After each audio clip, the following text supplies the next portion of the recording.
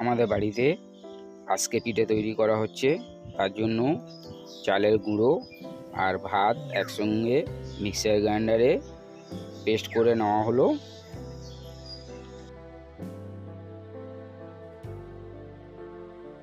এটা হলো উত্তপম করা।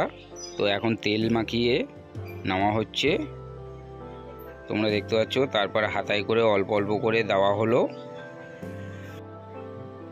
সবটায় হাতায় করে অল্প অল্প করে আমরা পুরো দিয়ে কমপ্লিট করে নিলাম।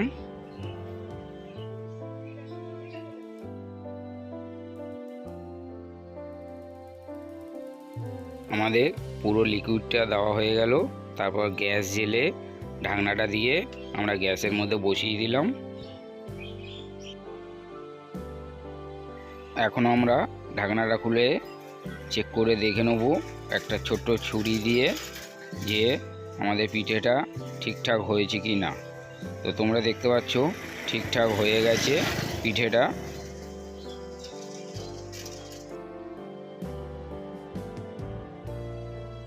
তারপর আমরা পিঠেটাকে দুধ দিয়ে ফোটাবো।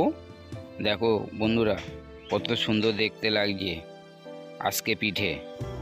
তো ভিডিওটি যদি তোমাদের ভালো লাগে ফেসবুকে প্রোফাইলে ফলো করে দিও। আর তোমাদের সঙ্গে দেখা হচ্ছে আবার একটা অন্য ভিডিও নিয়ে।